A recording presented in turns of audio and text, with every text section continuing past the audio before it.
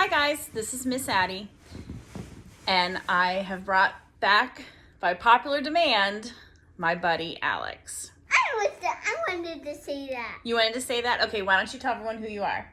I am Alex. And you're my son, right? Yes. And how old are you? But you have a birthday coming up soon, right? Yeah, and I'm going to be this many. 10? You're going from 4 to 10? Yep. No, you're going from 4 to 5. 5. Anyway. Does that mean I'll be old, right? Yeah, you'll be old. So tonight we're going to read Alex's favorite book, Alex's favorite movie, and Alex's favorite thing to play, Cars.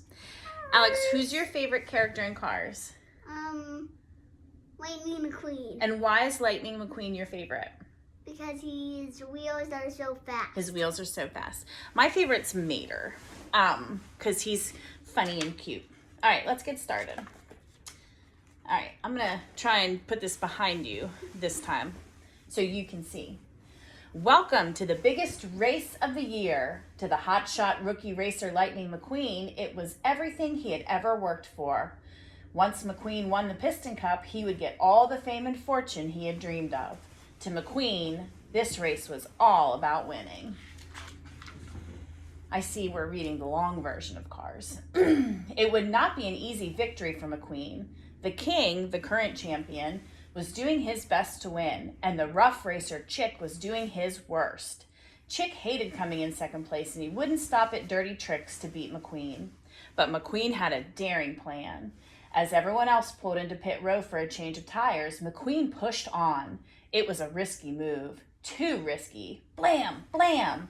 As he was heading for his victory, his 2 rear tires blew. The king and Chick got caught right up with McQueen. What a race! That was quite a risky move not taking tires, a reporter said to McQueen. Are you sorry you don't have a crew chief? No, McQueen said cockily, because I'm a one-man show. What? Why are there two? Why are they just... Remember, they were mad and they quit. Oh, The yeah. king offered the rookie some advice. You ain't gonna win unless you got good folks behind you, the king said. Racing ain't a one-man deal. Then the announcers reported the results. It was a 3-way tie. Now the race had to be settled at a rematch in California. McQueen was very disappointed. If his tires hadn't blown, he would have probably have won. McQueen boarded Mac's trailer and they took off. Wanting to be the first one to arrive in California so he could practice, McQueen said, "We're driving straight through all night." "I don't think I can make it," whined Mac. He was so tired that he could barely keep his eyes open. "Oh, sure you can," said McQueen. But soon they both fell asleep, and neither of them noticed when McQueen fell off the trailer.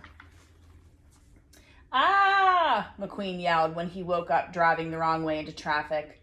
Totally confused, the panicked car sped to the little town of Radiator Springs. Unfortunately, McQueen was going way too fast. He lost control of his wheels, got tangled in a fence. With the town's sheriff hot on his trail, McQueen caught hold of a statue and tore up the road. Oh Yep, boy, he did. McQueen was in a lot of trouble now. Yes, he was. "Morning, Sleeping Beauty," yelled a happy tow truck when McQueen awoke the next morning. "What's going on here?" McQueen gasped as he finally realized he was trapped in the town's impound lot. Mater, the tow truck, smiled back at him from outside the fence. "You're funny. I like you already," Mater said. "You're in Radiator Springs, the cutest little town in Carburetor County." McQueen looked through the fence. It didn't look so cute to him. All he saw were a few empty, broken-down buildings. McQueen was towed to the courthouse where he faced an angry crowd. McQueen was certain they would let him go once they realized he was a famous race car. How wrong McQueen was. What is waiting to talking? I mean, you've seen this movie 900 times, Oh, so yeah. you know what he's talking about, right? Yeah, he's talking about, there's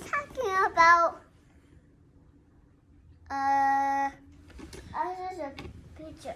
Doc Hudson, the town doctor and judge, wanted McQueen out of town, but Sally, the town attorney, convinced Doc that McQueen should stay and fix the road.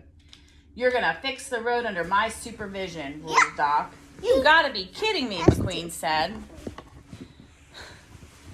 McQueen protested, but there was no way out. This here's Bessie, the finest road paving machine ever built. Bless you, said Doc proudly. He pointed to an enormous piece of machinery. Hook 'em up, Mater.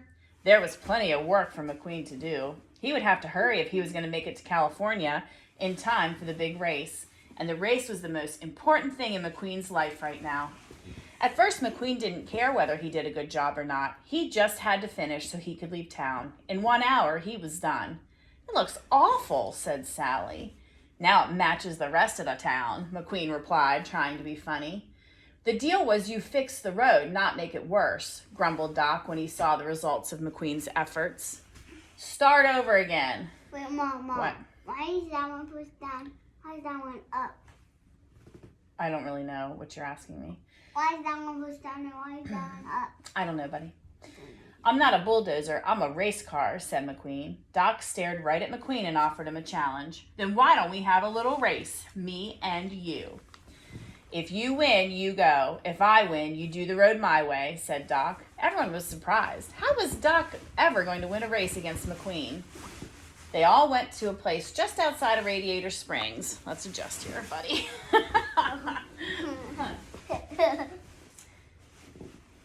Called Willie's. They all went to a place just outside of Radiator Springs called Willie's Butt? Yeah? I don't know.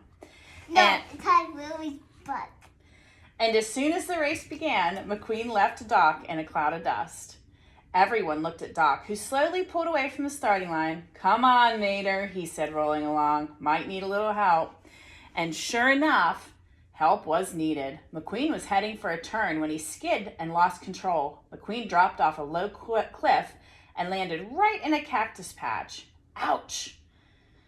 I'm starting to think you knowed you was gonna crash, giggled Mater as he pulled McQueen back up. It wasn't so much that McQueen had to go back, scrape off all the asphalt, and start again. What really bothered McQueen was that he had lost the race. You drive like you fix cars, Mommy, Doc stop. said. Lousy. Mommy, stop. At the end of this... Don't give away the ending. At the end of this book, can I say something Yep. to them? McQueen was a proud race car, and he didn't want to be called lousy by anyone. I'll show him. I will show him, he thought to himself. And then McQueen went to work on the road, much more determined than before. The next morning, the town was awoke to a newly paved section of road. It was beautiful. Wow, said Sally. Even Doc looked impressed, but he still didn't trust McQueen. He ain't finished yet, Doc said. Now where the heck is he? McQueen was out at Willie's Butt. He wanted to learn to make the turn he missed. Doc couldn't help smiling as McQueen stumbled on the turn again and again. After a while, Doc offered McQueen some advice. Do you remember that advice, Alex? What is it? Turn right to go left. When Doc wasn't looking, McQueen tried it, and he missed the turn again. Meanwhile, inspired by the new road, all the cars in town began fixing their shops, making them prettier than ever. Sally saw the effect McQueen's hard work was having on the town and wanted to thank him, so she invited him to stay at her motel so he wouldn't have to sleep at the dirty impound anymore. What? They're making beautiful flowers. They are making beautiful flowers. He's painting. He is painting. Very good, Alex. But how is he gonna paint with a wheel? Oh, that's a good question. Hey, I know something we can do, Mater said that night. McQueen had no idea what the silly tow truck was up to, but it would probably be fun. Soon they were sneaking into a field of sleeping tractors just outside of Radiator Springs. Yup, they were going tractor tipping. Just don't let Frank catch you, warned Mater. Who's Frank? Asked McQueen, but Mater had already honked his horn. A sleeping tractor tipped over with a snort. McQueen, who didn't have a horn, revved his engine. Dozens of tractors tipped. Mater and McQueen laughed and laughed until a huge harvester appeared and charged them. That's Frank, screamed Mater. The next morning, McQueen peeked into Doc's back garage. To McQueen's surprise, he found 3 piston cups hidden in all of the clutter. Doc used to be a famous race car. At that moment, Doc arrived. Furious that McQueen had discovered his secret, Doc shooed the rookie away, slamming the door in McQueen's face. McQueen was very confused. Why would a famous race car stop racing and settle down in a sleepy town. Later that day, McQueen found Doc racing out at Willie's butt. Doc was amazing, but when he saw McQueen, Doc turned around and headed home. How could a car like you quit at the top of your game? McQueen asked after following Doc back to his garage.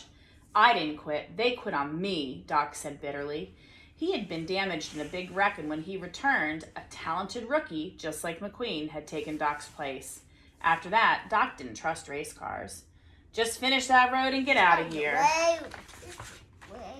McQueen worked all night to finish the road. Soon the little town looked shiny and new, with neon signs lighting the main street. The cars were very proud. But just as all the cars began cruising up and down Main Street, they were interrupted. A helicopter and a flood of journalists arrived. They had been searching high and low for McQueen, and now they had found him. Mac was also there. Hey, buddy, no one else can see. Oh. I'm sorry I lost you, boss, he said. McQueen didn't know how to say goodbye to his new friends. Sadly, he slipped into his trailer and headed off to the big race.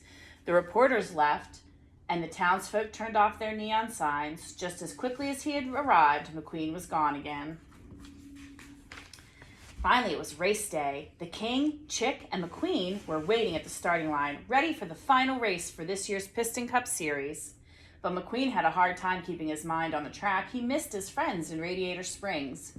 McQueen was close to giving up when suddenly a voice called out on his radio. I didn't come all this way to see you quit. Who was it? It was Doc Hudson, that's right. I knew you needed a crew chief, but I didn't know it was this bad. What? Doc had pulled a crew together from Radiator Springs, and now they were all going to help McQueen win the race. McQueen drove his best ever, but just as he passed Chick, the bully bumped into McQueen's back and sent him spinning toward the infield. McQueen recovered using the advice Doc had given him back at the dirt track. Turn right to go left.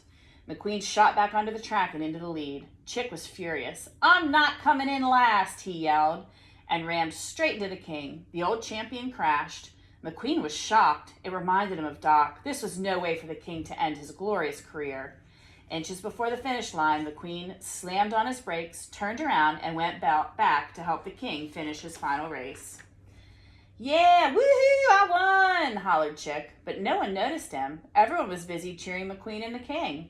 McQueen had given up winning the race, proving he was a true champion. Doc couldn't have been prouder. Mom, Sorry. They can't see Whitney and McQueen's face on that. You're right, they can't. McQueen set up his new racing headquarters at Radiator Springs. Doc was his new crew chief and occasional racing partner. It seemed the hotshot rookie still had a lot to learn from the old-timer. McQueen felt so good to be among his friends Mom, again. The end. The end. Wait, I want to see my best part. Okay. At the ending of the